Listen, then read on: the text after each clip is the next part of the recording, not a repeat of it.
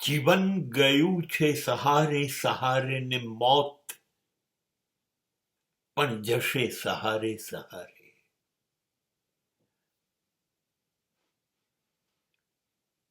આપણને ટેવ પડી છે સહારા લેવાની, આપણને ટેવ પડી છે ખભા લેવાની, મદદ લેવાની. એ સિવાય તો જીવી શકતા નથી. જન્મ્યા તો માના ખોળાનો આધાર લીધો, ત્યાર પછી પિતાના પીઠ ઉપર કે પિતાની ખભા પર કે પિતાની આંગળી પકડી અને જિંદગી જીવવાની શરૂ કરી. એનાથી આગળ સીધા સ્કૂલના પગથિયા ચડ્યા, ત્યાંથી શરૂ કરીને કોલેજના પગથિયા સુધી પહોંચ્યા, ત્યાં સુધી શિક્ષકોની આંગળી પકડી અને ચાલ્યા. ચલો ને ઘર સંસાર વસાઈએ, તો પત્નીએ ખભે ખભો મિલાવીને તમારી જોડે ચાલવાનું શરૂ કર્યું અને તમને તો દોડાયા.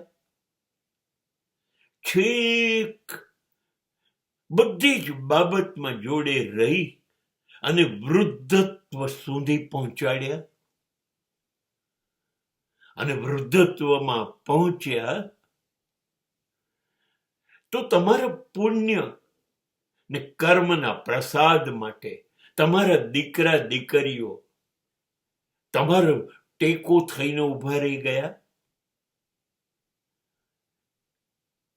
શ્વાસ લેતા લેતા શ્વાસ જ્યારે છેલ્લો બન્યો અને ખતમ થઈ ગયો, તો મિત્રો, સગા સંબંધીઓ અને સમગ્ર સમાજ ખભે ઉંચકીને તમને સ્મશાન સુધી પહોંચાડ્યા કે ના પહોંચાડ્યા.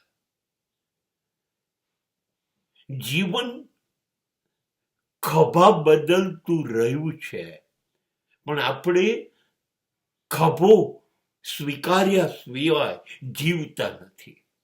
હા, એવું કરવું પણ પડ્યું છે અને કર્યું છે, પણ સમયે ખભા બદલી કાઢ્યા. જો ને, જ્યારે કોઈ મરી જાય ને શબ યાત્રા નીકળે ને એનું શબ ઉંચકીને ચાલતા હોય, દરેક જણ ખભો તો આપશે, પણ મિનિટ 2 મિનિટમાં બીજો ખભો બદલી કાઢશે. બસ આ જ આપણી જિંદગીમાં બન્યું છે.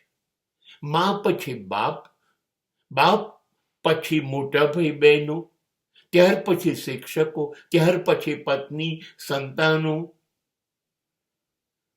ખભા બદલાતા રહ્યા અને આપણે જીવતા રહ્યા. ખભા બદલતા જ રહેવું જોઈએ. કોઈ એક ઉપર સતત ભારરૂપ બનો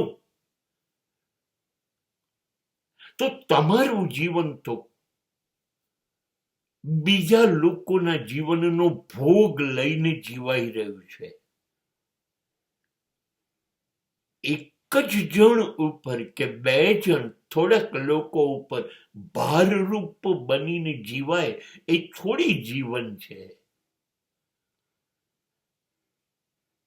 પોતાનાથી પોતાનો ભાર ના ઉપડે તો ખભા બદલતા રહો.